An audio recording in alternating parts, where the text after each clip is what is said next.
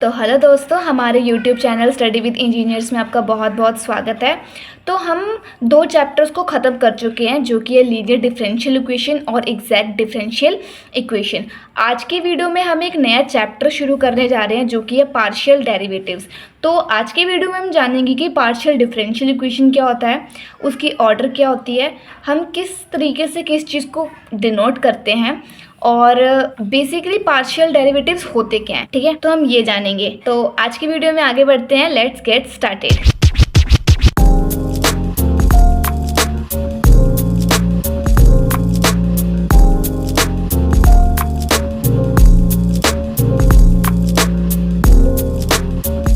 अब partial derivatives occur कहाँ पे होगी? जिस इक्वेशन में दो इंडिपेंडेंट वेरिएबल्स होंगे वहाँ पे अक्कर होगी। ठीक है, तो उसे हम क्या बोलेंगे? Partial derivatives. अगर मान लो हमारे पास है z is equals to f of x Y.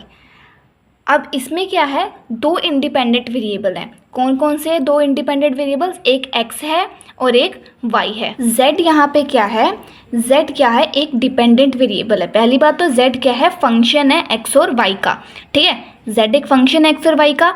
अगर x और y इंडिपेंडेंट वेरिएबल्स है तो z क्या हो गया? एक डिपेंडेंट वेरिएबल हो गया। जैसे जैसे x और y की वैल्यूज क्या करेंगी? वेरी करती जाएंगी, वैसे वैसे z की वैल्यू क्या होती हो जाएंगी? चेंज होती जाएंगी। ठीक है, और पार्शियल डेरिवेटिव्स को हम डिनोट किस साइन से करते हैं? हम इस करली साइन से क्या करते हैं? पार्शियल डेरिवेटिव को डिनोट करते हैं। अगर मैं एक एग्जाम्पल लूँ, यहाँ पे एग्जाम्पल किस चीज़ का लूँ? अगर मैं z की वैल्यू लूँ 3x² y²। ठीक है, अगर मैं इसका पार्शियल डेरिवेटिव निकालूँ x के रिस्पेक्ट में, अगर मैं इस z का पार्शियल डेरिवेटिव निकालूँ x के रिस्पेक्ट में, तो इस केस में देखो क्या होगा? हमने z की वैल्यू पुट करी। ठीक है, इस केस में क्या होगा? अगर मैं पार्शियल डेरिवेटिव पहली बात तो इतनी चीज़ याद रखनी है, ये डेरिवेटिव नहीं है। डेरिवेटिव को हम डिनोट किस तरीके से करते हैं? इस साइन से करते हैं, बट ये पार्शियल डेरिवेटिव है। तो अगर मैं x के रिस्पेक्ट में निकाल रही हूँ पार्शियल डेरिवेटिव, तो y की टर्म क्या होगी? एज अ कांस्टेंट रहेगी। ठीक है, एज अ कांस्टेंट रहेगी। अब इस टर्म में क्या है? अगर मैं x के रिस्पेक्ट में निकाल रही हूँ तो 3 भी कांस्टेंट हो गया और y² भी क्या हो गई? कांस्टेंट हो गई। तो ये क्या होंगी? डिफरेंशिएशन से क्या आ जाएंगी? बाहर आ जाएंगी। और हमें डेरिवेटिव किस चीज़ का करना पड़ेगा? सिर्फ x वाले टर्म का डेरिवेटिव करना पड़ेगा। तो अगर मैं इस चीज़ को सॉल्व करूँ तो मेरा क्या आ जाएगा? x² के अगर मैं डेरिवेटिव करूँ तो 2x आ जाएगा। इसको थोड़ा और सिंप्लीफाई करके मैं लिखूँ तो मेरा आ जाएगा कुछ ये। उसके बाद अगर मैं इसी सेम z का क्या करूं? y के रिस्पेक्ट में पार्शियल डेरिवेटिव फाइंड करूं तो मेरा क्या आएगा? अगर मैं y के रिस्पेक्ट में इसका पार्शियल डेरिवेटिव फाइंड करूं तो मेरी x वाली टर्म क्या हो जाएंगी? x वाली term as a constant behave करेंगी।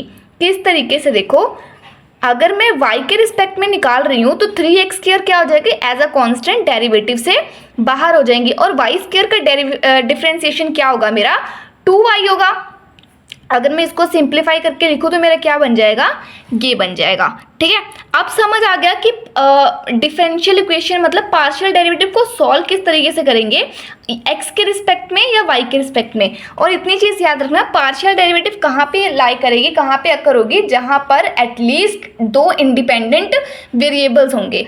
ठीक है, अब इस पॉइंट पे समझो कि ऑर्डर क्या होगा एक पार्शियल डिफरेंशियल इक्वेशन का। ठीक है, तो ऑर्डर क्या होगा? जिस पार्शियल डेरिवेटिव की जो हाईएस्ट ऑर्डर होगी ना, highest order of a partial derivative, वही क्या होगा? एक पार्शियल डिफरेंशियल इक्वेशन का ऑर्डर होगा। अब यहाँ पे हमें एक पार्शियल डिफरेंशियल इक्वेशन गिवन है। ठीक है, अब मैं बोलूँ कि इसका ऑर्डर क्या होगा, तो यहाँ पर देखो कि पार्शियल डेरिवेटिव कितनी बार हो रहा है? यहाँ पे भी एक बार हो रहा है x के टर्म में, यहाँ पे भी एक बार हो रहा है। और इसकी हाईएस्ट ऑर्डर क्या है? इसकी भी 1 है और इसकी भी क्या है? 1 है। एक ही बार हो रहा है ना डेरिवेटिव, 2 बार तो नहीं हो रहा ना। अगर 2 बार होता तो इस तरीके से कुछ होता है ना, बट यहाँ पे क्या हो रहा है? एक ही बार हो रहा है। तो इस इक्वेशन का ऑर्डर क्या होगा? 1 होगा। क्या होगा? ऑर्डर क्या होगा?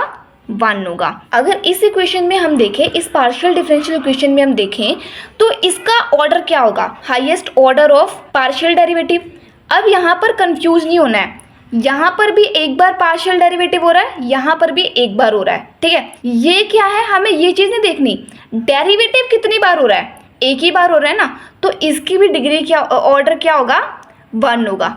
अगर मैं डिग्री की बात करूँ, अगर मैं डिग्री की बात करूँ, अगर मैं इसकी डिग्री चेक करूँ ना, तब इसकी डिग्री 2 होगी, ठीक है।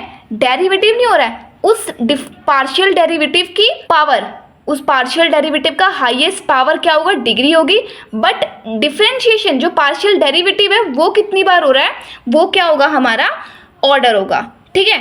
अगर मैं इस इक्वेशन की बात करूं, ठीक है, अब इस इक्वेशन में क्या हो रहा है, जो पार्शियल डेरिवेटिव हो रहा है वो 2 बार हो रहा है, यहाँ पे भी 2 बार हो रहा है, यहाँ पे भी 2 बार हो रहा है। तो हाईएस्ट ऑर्डर क्या होगा पार्शियल डेरिवेटिव का, 2।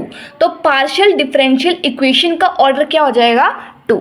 इस केस में हमारा ऑर्डर क्या होगा, 2। अगर मैं इसी जगह अगर मैं बोलूँ कि इसका पावर 4, तो डिग्री क्या होगी इसकी, 4 होगी।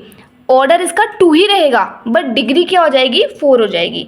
तो इस तरीके से हम क्या फाइंड करते हैं, ऑर्डर और डिग्री में देखते हैं कि पार्शियल डेरिवेटिव की क्या है, ऑर्डर कितना है और डिग्री कितनी है, ठीक है। अब यहाँ पे कुछ टर्म्स याद रखो, जैसे del Z over del X, del Z over del Y, del square Z over del X square, del square Z over del X dot del Y, del square Z over del Y square.